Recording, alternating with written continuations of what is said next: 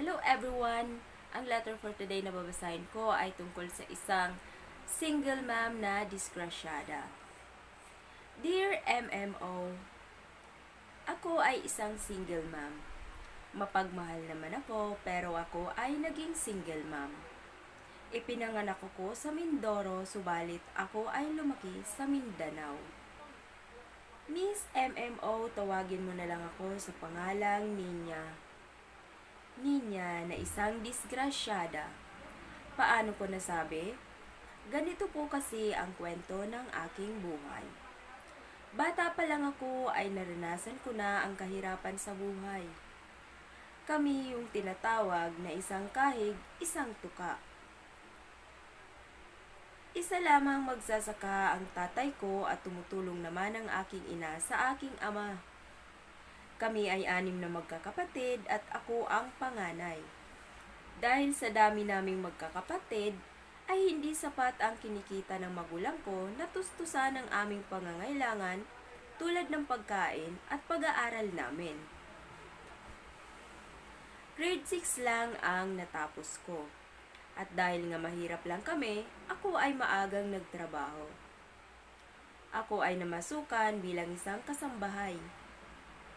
Ito kasi ang trabaho na di na kailangan ng diploma at dahil nga minor de edad pa lang ako, ay wala talagang mapapasukan pa na trabaho na hindi kasambahay.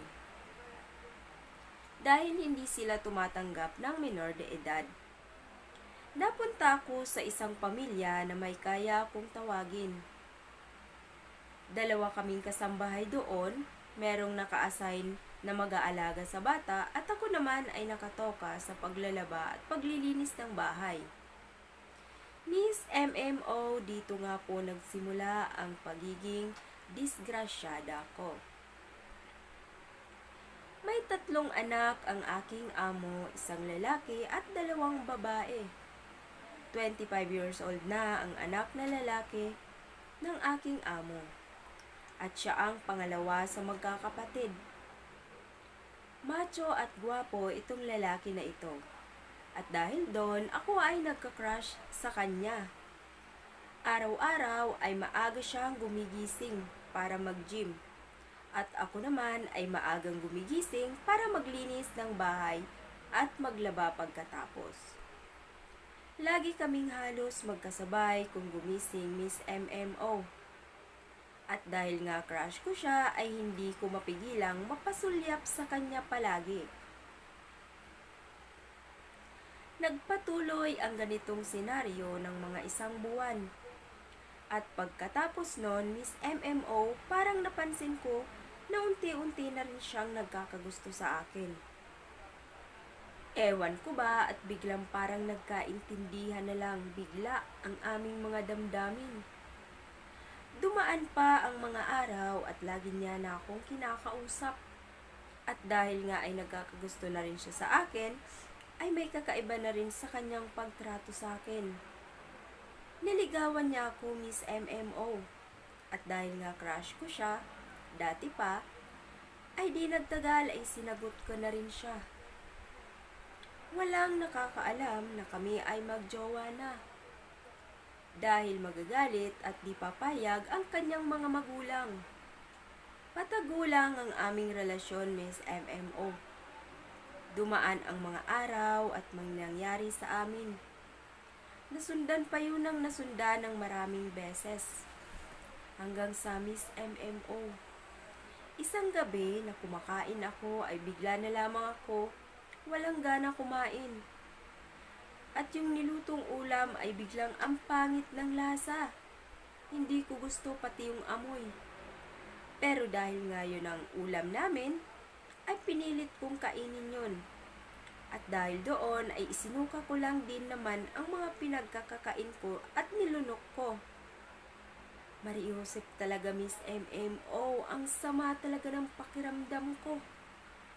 Nasa tingin ko noon ko lang naramdaman sa buong buhay ko. Nang mahimasmasan ako ay naisip ko na habang nagpapahinga ako sa kwarto at biglang sumagi sa isip ko na lagot na. Hindi kaya buntis ako. dahil naduduwal ako.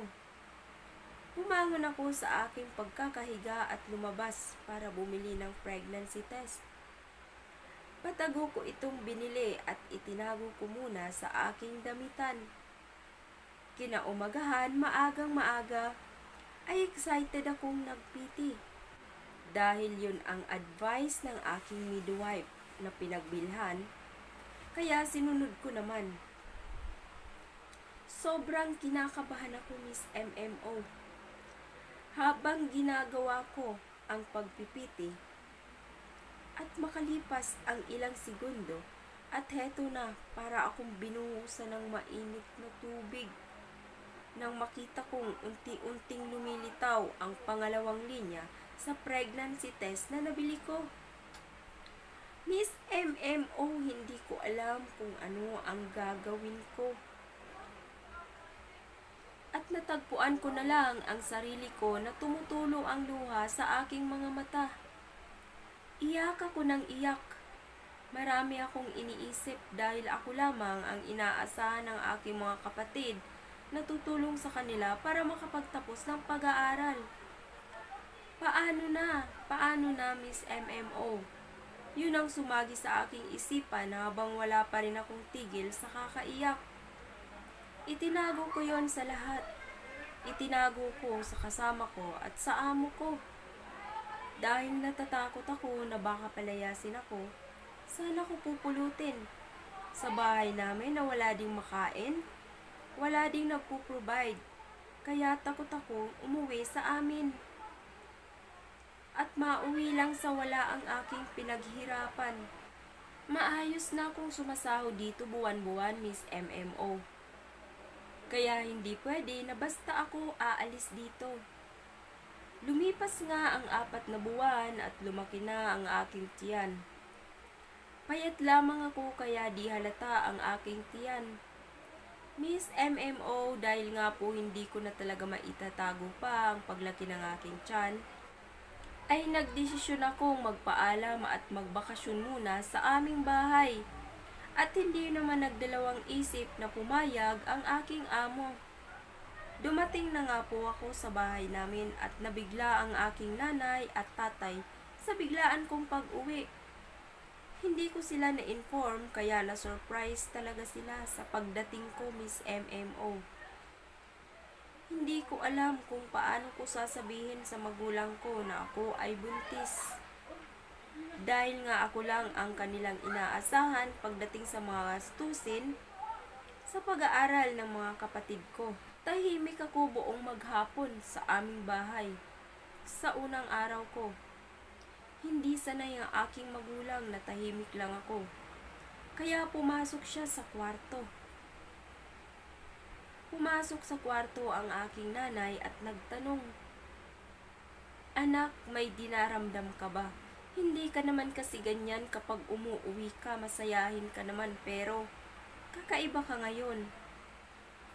May hindi ka ba sinasabi sa akin?"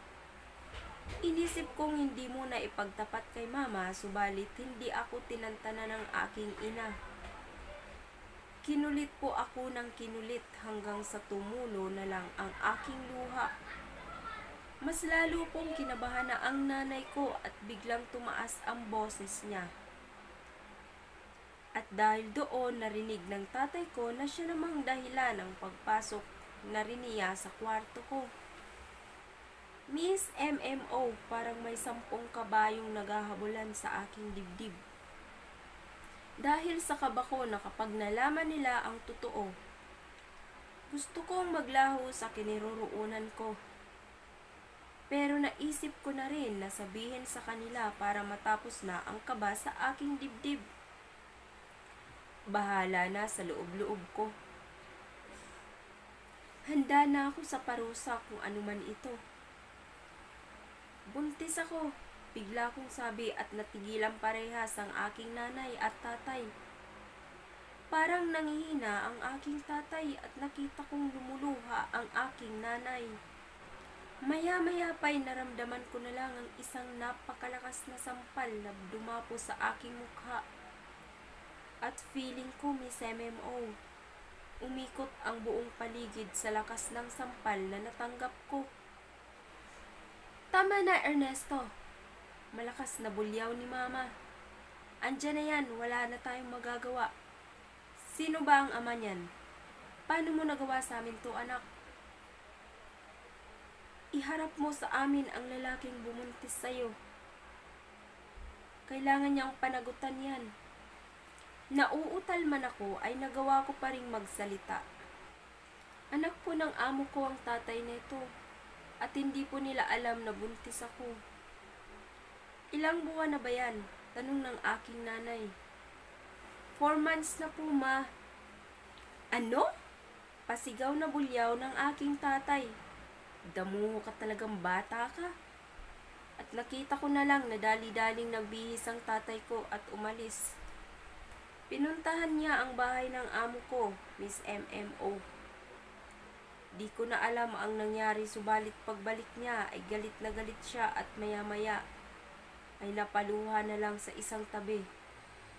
Gusto kong magtanong, subalit natatakot ako na baka masampal na naman ako.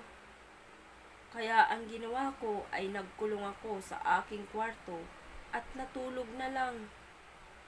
Lumipas nga ang mga buwan at lumaki na nga ang aking tiyan at di na napigilang lumubo. Hanggang sa Miss MMO, naramdaman ko nga na sumasakit na ang aking likod. Likod ba o balakang na parang umiikot siya sa buong tiyan ko. Hindi ko alam kung saan ang sumasakit. Kaya tinawag ko si Mama. Doon ko nalaman na nagli-labor na nga daw ako. Sobrang kaba yung naramdaman ko sa mga oras na iyon. Dahil mararanasan ko na yung tinatawag na lupit na humahagupit. Hindi ko na isasalaysay, Miss MMO, dahil ang nararanasan kong panganganak ay katulad ng sakit na nararanasan ng halos lahat ng kababaihan sa buong mundo. Basta ang masasabi ko lang ay kakaibang sakit. As in, yun na ata yung pinakamasakit na naramdaman ko sa buong buhay ko. Lumipas ang ilang taon at kailangan ko na nga i-enroll ang aking anak sa school na malapit sa amin. Habang nakapila kami ay napansin kong may nakatingin sa akin. Kaya naman ay tiningnan ko rin siya. At nakita ko ang anak na aking amo na naging boyfriend ko. Nakatingin siya sa akin at sa aking anak. Tinawag siya ng isang babae na sa palagay ko ay asawa na niya. Meron silang maliit na baby at sumakay na sa kotse. Hindi niya ako kinausap, Miss MMO. Nakaramdam ako ng sakit sa dibdib ko pero pinigilan kong maluha dahil nakapila kami para mag-enroll sa aking anak. Lumipas nga po ang ilang oras ay natapos na kami at umuwi na sa bahay. Miss MMO, pinalaki kong mag-isa ang aking anak at wala na ding nagawa ang aking mga magulang, kundi suportahan ako. Tumutulong na lang muna ako palagi sa kanila sa pagsasaka para walang masabi ang aking nanay at tatay. At hanggang ngayon nga, Miss MMO, ay nag-a-apply ako ng trabaho abroad. At konting tiis na lang at makakaalis na din ako. At syempre, panibagong yugto na naman ang aking tatahakin kapag ako ay nasa abroad na. Maraming salamat po sa pagbabasa ng aking masilimuot na nakalipas sa aking buhay. Okay, maraming salamat din po sa iyo, Miss Ninya, sa pagpapadala ng letter sa akin dito. And for you guys, kung gusto nyo pong magpabasa ng letters ng inyong mga nakaraan, ay sumulat lamang po kayo sa aking Gmail. Okay, nakalagay lamang po sa comment section ng aking Gmail para dyan lamang po kayo sulat sa akin para basahin ko rin po ang inyong mga nakaraan sa buhay.